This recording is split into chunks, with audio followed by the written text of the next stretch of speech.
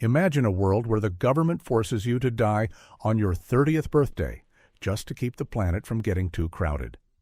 It sounds like a nightmare, but in 1976, Hollywood turned this terrifying idea into a massive blockbuster that many critics actually wanted to ban. They feared the movie's message about rebelling against authority was too dangerous for young people to see. Let's dive in and discover 20 weird and amazing facts about Logan's Run. Number 20. The futuristic city was a Texas shopping mall. When you first see the city of domes in Logan's Run, you feel like you're looking at the far future. Everything glows, everything shimmers. The people wear colorful clothes and float around like they have no worries in the world. It looks like something built on another planet, maybe even in another galaxy. But here is the surprising part. The filmmakers did not build that city from scratch. They did not construct some enormous set somewhere in Hollywood. Instead, they walked into a shopping mall in Dallas, Texas, and said, "This is our future city." The mall was called the Infomart, but the main location where most of the city scenes were filmed was actually the Dallas Market Center and the North Park Center Mall. Imagine that. Families were probably shopping for shoes and groceries just weeks before cameras started rolling in the very same hallway. The production designer, Dale Hennessy, had a brilliant eye. He saw the curved ceilings, the open plazas. This place already looked like the future. He added some clever lighting, some futuristic props, and a few decorative panels here and there, and suddenly, a regular Texas shopping mall became the most famous fictional city in science fiction history. The cast walked through those real mall corridors. It was not a fantasy world built from wood and paint. It was a real building transformed by imagination. What looked like another planet was just a short drive from a burger joint in Dallas. Number 19. The crystal life clock on your hand was a real prop challenge. One of the most memorable images in Logan's Run is the life clock. It is that small crystal flower embedded in the palm of every citizen's hand. When you are born, it glows yellow. As you age, it shifts through colors until it blinks red when you turn 30. Then it goes black. And that means your time is up. The idea was simple, elegant, and absolutely chilling. But making it look real on screen was a different story entirely. The prop department spent weeks trying to figure out how to make the crystals glow convincingly in each actor's palm. They experimented with tiny lights, reflective materials, and even colored contact lenses originally designed for eyes. Nothing seemed perfect at first. Michael York, who played Logan 5, had to wear the hand prop in nearly every single scene. That meant the prop team had to constantly monitor it, replace batteries hidden in the sleeve, and make sure the color changes happened at exactly the right dramatic moments. Sometimes the prop would flicker unexpectedly. Sometimes it would glow too brightly and wash out the actor's face in close-up shots. The lighting crew had to constantly adjust to compensate. There were takes where the crystal simply refused to work, and the entire scene had to be reset from the beginning. Jenny Agutter, who played Jessica 6, had her own challenges with the prop. In emotional scenes, the last thing an actor wants to think about is whether a tiny plastic crystal in their palm is working correctly. But they had no choice. The life clock was not just decoration. It was the heartbeat of the entire story. Small crystal, enormous pressure. Number 18. Michael York did not know much about science fiction. Before the film, here is something that might surprise you. Michael York, the actor who plays Logan 5, the hero of the entire story, was not a science fiction fan when he was cast. He had not grown up reading Isaac Asimov or watching Star Trek. He was a classically trained British actor who loved Shakespeare and theater. When the script for Logan's Run landed on his desk, he read it and found it fascinating, but not necessarily because it was science fiction. He was drawn to it because of the human story underneath. A young man who suddenly questions the world he has always believed in. A man who runs not just because he is afraid, but because something inside him wakes up and refuses to accept a lie anymore. Michael York saw Logan 5 not as a science fiction hero, but as a man going through a very human transformation. That perspective actually made his performance richer and more emotional than it might have been if he had approached it purely as a genre film. He brought warmth and confusion to the character in a way that felt real and grounded. He once said in interviews that he treated the film as a fable, a story about truth and freedom, not just laser beams and flying machines. And that approach paid off. Audiences connected with Logan 5 deeply, not because he was cool or heroic, but because he felt genuinely lost and genuinely brave at the same time. Not an action hero, just a man waking up. Number 17. Jenny Agutter was barely 22 years old during filming. Jenny Agutter, the actress who plays Jessica 6, the woman who helps Logan escape the city and search for sanctuary, was only 22 years old when she stepped in front of the cameras for Logan's Run. 22. And yet she carries herself in the film with a quiet strength and wisdom that feels much older. Jessica is not a loud, dramatic character. She is steady. She is thoughtful. She believes in something even when she cannot prove it exists. Playing that kind of character takes real emotional intelligence, and Jenny had it in abundance. She had already appeared in several notable films before this one, including The Railway Children, which made her famous in Britain as a child actress. But Logan's Run was her first truly major Hollywood production, and the pressure was enormous. She was filming in locations that were physically demanding. She was wearing a flowing costume that was beautiful, but not always practical. She was acting alongside seasoned veterans of film and television. And yet, by every account from the crew and her co-stars, she never faltered. Director Michael Anderson spoke warmly about her professionalism on set. Michael York has mentioned in interviews how much her calm energy helped ground their scenes together. She made Jessica feel like a real person, someone you would actually follow into the unknown, young in years, ancient in spirit. Number 16. The movie was based on a novel that ended very differently. Most people who love Logan's Run discovered it through the film, but the movie was actually based on a novel written by William F. Nolan and George Clayton Johnson, published in 1967. And here is the fascinating part. The book and the movie are quite different from each other in some very important ways. In the novel, the age of death is not 30, it is 21.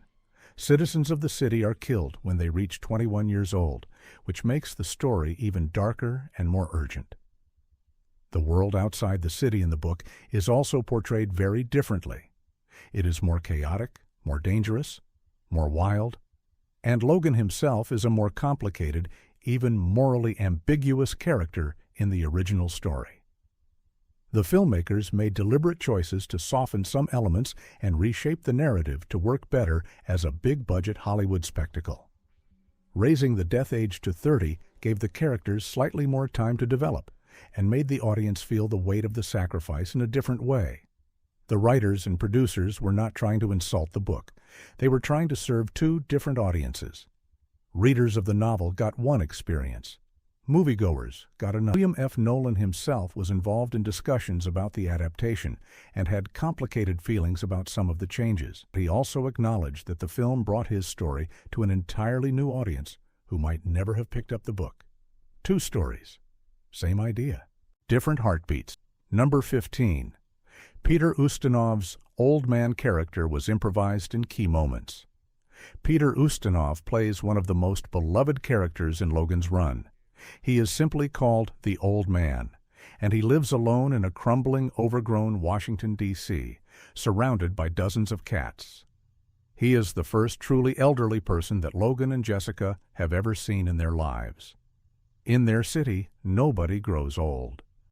So when they stumble upon this gentle, confused, wonderful old man who quotes poetry and has lived for what seems like forever, both the characters and the audience are completely stunned.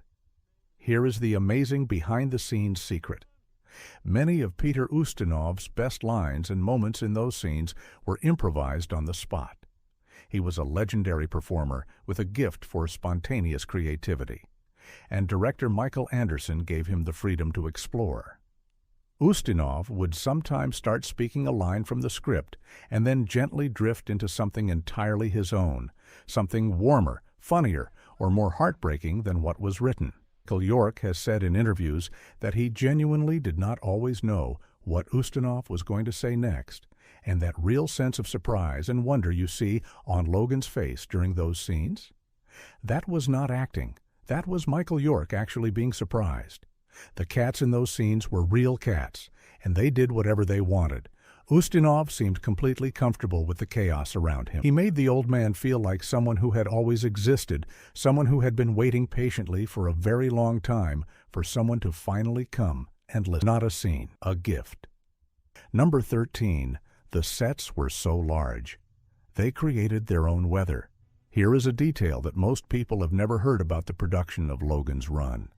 Several of the indoor sets used for the film were so enormous, so vast in their scale, that the temperature and humidity inside them actually fluctuated in ways that began to feel like weather. Heat from the enormous lighting rigs that were required to illuminate such massive spaces would rise and collect near the ceiling. Then it would cool slightly and drift back down. On particularly long shooting days, a very faint mist would sometimes form near the tops of the tallest set pieces. The crew called it set weather.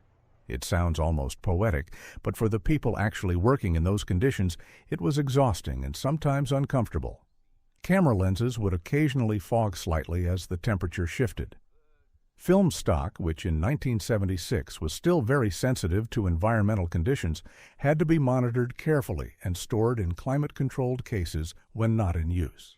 Makeup artists had to constantly touch up the actors because the humidity caused perspiration even in scenes where characters were supposed to look calm and composed.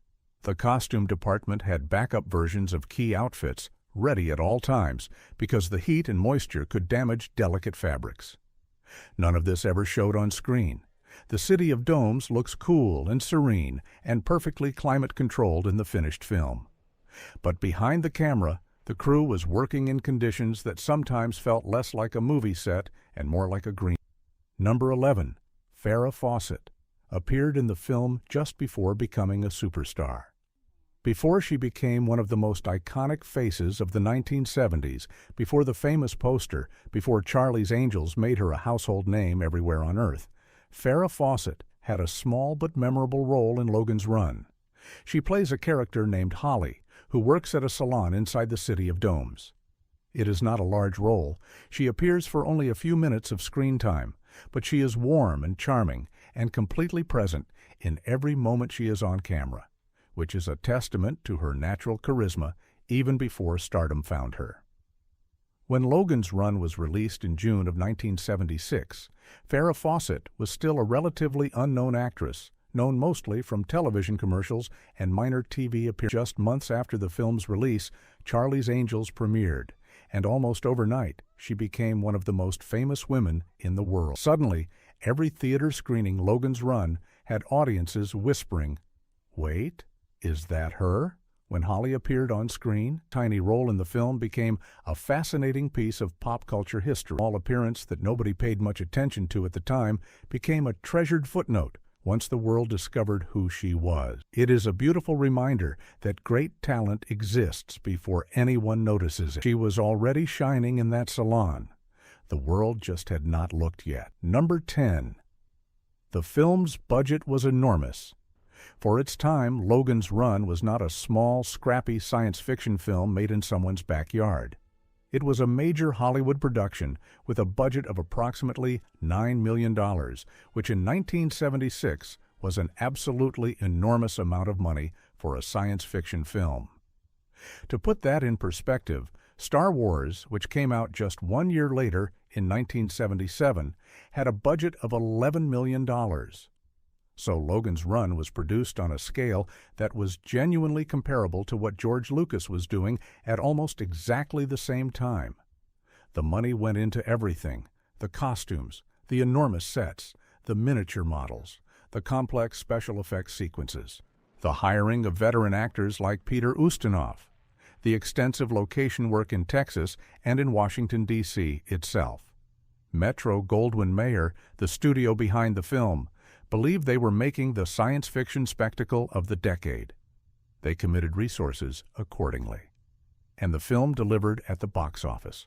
It grossed approximately $25 million in the United States alone, making it a significant commercial success. That success helped pave the way for other ambitious science fiction projects in the late 1970s, including, arguably, the green light for Star Wars. Logan's Run proved that audiences were hungry for big, imaginative science fiction stories told on a grand visual scale. MGM bet big. The audience said yes. Number 8.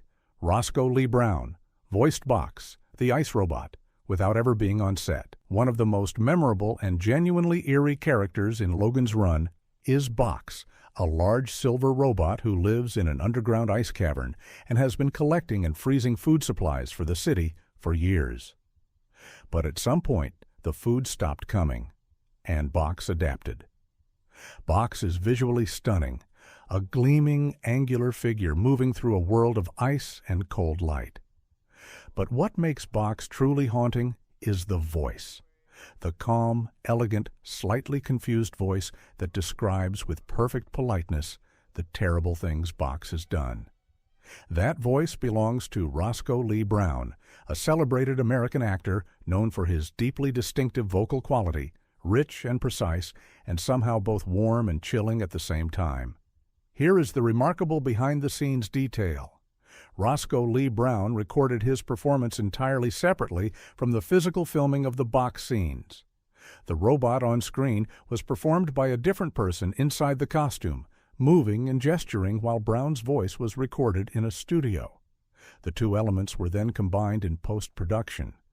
Brown never set foot in the ice cavern set. He never stood next to Michael York or Jenny Agutter during those scenes. Yet his voice fills the space so completely and so perfectly that it is nearly impossible to imagine Box sounding any other way. It is a masterclass in the power of voice performance. The body was one person. The soul was another. Together, they made something unforgettable. Number 7. The film was nominated for multiple Academy Awards. When the Academy Award ceremony was held in 1977 for films released in 1976, Logan's Run was among the nominees. The film received multiple nominations, and it won the Special Achievement Academy Award for Visual Effects, which in that year was presented as a special award rather than a competitive category, because the Academy felt that the work done by the effects team was so exceptional it deserved specific recognition. This was a significant honor. The Academy was acknowledging that the visual language of Logan's Run had pushed the boundaries of what was technically possible in filmmaking at that time. The production design was also nominated, recognizing the work of Dale Hennessy and the entire art department, who transformed a Texas shopping mall and studio stages into a believable future world. The nominations were a validation of the enormous effort the entire crew had put into every frame of the film. Sometimes in Hollywood, the films that push the hardest, that try the boldest things, get overlooked by the awards. Logan's Run was not overlooked. The industry saw what had been accomplished. They raised a hand and said, "This mattered. This was extraordinary." And they were right. Not just a crowd pleaser. A genuine achievement. Number 6. Filming at the real Lincoln Memorial created unexpected emotional moments. Near the end of Logan's Run, Logan and Jessica finally reach the outside world. They discover the ruins of Washington, D.C., reclaimed by nature and silence. They find the real Lincoln Memorial, or at least what is left of it, in the film's vision of the future. In reality, the production was granted permission to film at the actual Lincoln Memorial in Washington, D.C. Filming at a real national monument is always a complex undertaking. There are regulations, security requirements, time restrictions, and an enormous amount of logistical coordination required. The crew was only allowed to film during specific hours and had to leave the site completely clean after each session. But beyond the logistics, something unexpected happened during those days of filming. Michael York and Jenny Agutter have spoken in interviews about how emotionally powerful it was to stand in that space with cameras rolling. The Lincoln Memorial, even in 1976, carries an enormous weight of history and meaning. You stand at the foot of that great statue, and the crew is small and quiet around you, and the city is still, and the moment calls for wonder and silence. Something real happens inside you. The emotions on the actors' faces during those scenes are not entirely manufactured. They are drawing on something genuine, something that the physical reality of the place gave them for free. Real history, real feeling. Real film. Number 5. The director, Michael Anderson, had a very different style from science fiction specialists. Michael Anderson, who directed Logan's Run, was not primarily known as a science fiction filmmaker. He was a British director with a long and varied career that included war films, thrillers, and literary adaptations. His most famous previous work was Around the World in 80 Days from 1956, a grand adventure film that was very different in tone and style from the futuristic world of Logan's Run. MGM chose Anderson specifically because they did not want the film to feel cold and mechanical, which was a risk with science fiction in the 1970s. They wanted warmth. They wanted the human story to stay at the center. Anderson's background in character-driven narratives made him a somewhat unusual but ultimately effective choice for the project. He approached the film less as a special effects showcase and more as a drama about people in extraordinary circumstances. He encouraged his actors to find real emotional truth in their scenes rather than performing to the scale of the big sets around them. When Ustinov needed room to breathe and improvise, Anderson gave it to him. When York needed a quiet moment of genuine confusion, Anderson protected it. The result is a film that, despite its grand visual ambition, feels personal and human in a way that pure spectacle rarely achieves. An unexpected director. A surprisingly emotional result. Number 4. The love shop scene was considered very daring for its time. Logan's Run contains a scene involving a facility in the city called the Love Shop, a place where citizens can seek human connection and intimacy in an instant. In the context of the story, this facility represents everything comfortable and controlled and ultimately shallow about life in the city of domes. Have access to pleasure on demand, but have no real understanding of love, commitment, or meaningful human connection. The scene was considered quite bold for a major Hollywood studio film in 1976. The rating system in America was still relatively new at that time, and studios were carefully navigating what could and could not appear on screen in a film intended for broad audiences. The production team worked closely with the studio and the ratings board to find the right balance, suggesting the nature of the love shop through imagery and context without crossing into territory that would restrict the film's audience with a more severe rating. Looking back from the present day, the scene is quite restrained. In the cultural context of 1976, it was a genuinely provocative element that sparked real discussion among reviewers and audiences. It was also thematically essential. Without understanding what passes for love in the city of domes, you cannot fully appreciate what Logan and Jessica are searching for on the outside. Comfort without meaning, pleasure without love. Number 3. The ending was changed multiple times before the final cut. The ending of Logan's Run as it appears in the finished film, with the citizens of the city pouring outside for the first time, blinking in sunlight, discovering that old age and freedom are real, was not the first ending the filmmakers conceived.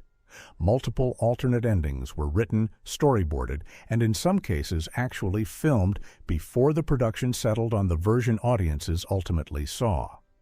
One early concept for the ending was considerably darker and more ambiguous, leaving it less clear whether the city society would truly collapse or simply adapt and continue. The writers and producers went back and forth about whether audiences deserved a hopeful resolution or a more challenging, open-ended conclusion. There were internal debates about whether showing the city's population choosing freedom was too neat, too easy, too emotionally satisfying compared to the much grittier ending of the original novel. Test screenings played a significant role in the decision. MGM arranged screenings for preview audiences and carefully monitored reactions. When early versions of the ending felt unsatisfying or confusing, notes were given and adjustments were made.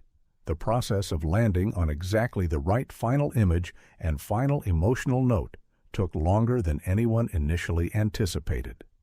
It is a reminder that even the most iconic moments in cinema history are often the result of repeated revision, disagreement, and the courage to keep trying until something true emerges. Not the first ending, not the easiest one, but the right one. Number 2. The film inspired an entire generation of science fiction storytellers. Logan's Run opened in June of 1976, and its impact on popular culture and on an entire generation of storytellers was immediate and profound. Young people who sat in darkened cinemas and watched Logan and Jessica run toward the light. Many of them became writers, filmmakers, game designers, and artists who carried the themes and images of Logan's Run with them into their own creative work. The idea of a society that controls its population through the illusion of happiness, a world that looks perfect but is built on a terrible secret, became one of the most enduring templates in speculative fiction. You can trace a direct line of influence from Logan's Run to the dystopian stories that dominated young adult literature and cinema in later decades. Films like The Giver, Divergent, and The Maze Runner all explore themes that Logan's Run first brought to mainstream audiences in vivid, cinematic form. The television series that followed the film in 1977, though short-lived, extended those ideas further.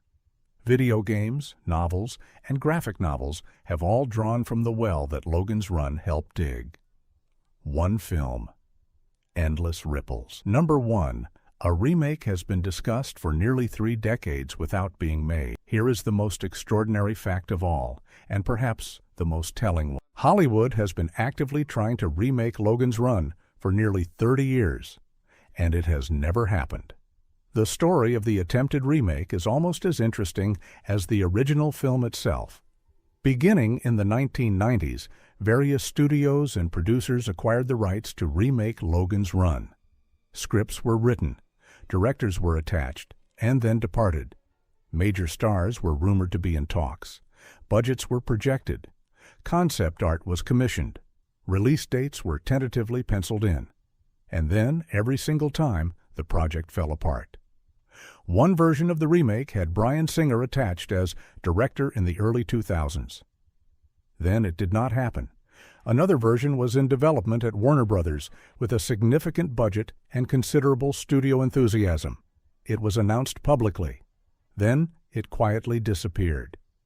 Over the years, names like Ryan Gosling have been mentioned in connection with the Logan role. Different writers have taken passes at the script, each trying to find the angle that would make the story work for modern audiences. And yet the film sits there, unfinished and unmade, like a door that keeps getting almost opened and then gently closed again. Some stories resist remake. Some stories are so perfectly captured in their original form, in a particular era, with a particular cast, that every attempt to redo them feels like trying to catch something that already flew away. Logan's Run belongs to 1976. It belongs to Michael York and Jenny Agutter and Peter Ustinov and the shopping mall in Texas and the real Lincoln Memorial and the tiny crystals in real hands. Perhaps the universe keeps stopping the remake because the original already said everything perfectly. 30 years of trying. The original still wins. Bonus fact: the hidden influence of a single color. Here is something almost no one knows about Logan's Run, something that happened in the art department long before cameras rolled. A quiet creative decision that shaped every single visual choice in the entire film. When production designer Dale Hennessy first sat down to design the visual world of Logan's Run, he did not start with sketches of buildings or costumes or technology. He started with a single color. He decided that the entire city of domes would be built around the color white, a pure, almost aggressive white everywhere. Walls, floors, ceilings, clothing, light, everything white. His reasoning was specific and deeply thoughtful. In most dystopian stories, dark colors signal danger and oppression. Gray and black mean control and fear. But Hennessy wanted to do something more unsettling. He wanted a world that looked like paradise. A world so bright, so clean, so open that audiences would feel genuinely comfortable in it before the story revealed its horror. He wanted you to want to live there. He wanted the city to seduce you the way it seduced its citizens. That single choice, white instead of dark, changed everything that followed. The costume department built their designs around it. The lighting crew learned to work with surfaces that reflected and scattered light in unexpected ways. The cinematographer Ernest Laszlo developed specific techniques for shooting in predominantly white environments without losing depth and texture.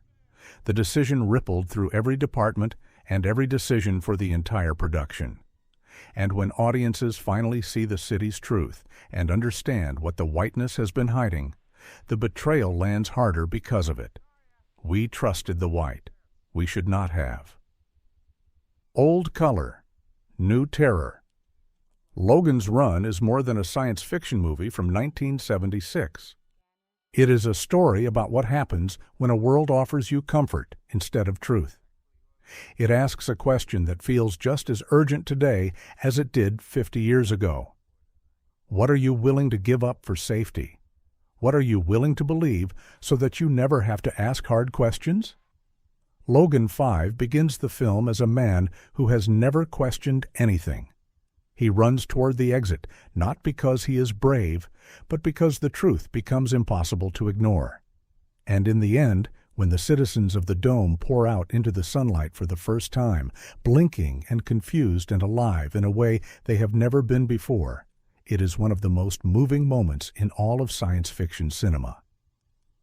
Not because everything is solved, but because they are finally free to figure it out themselves.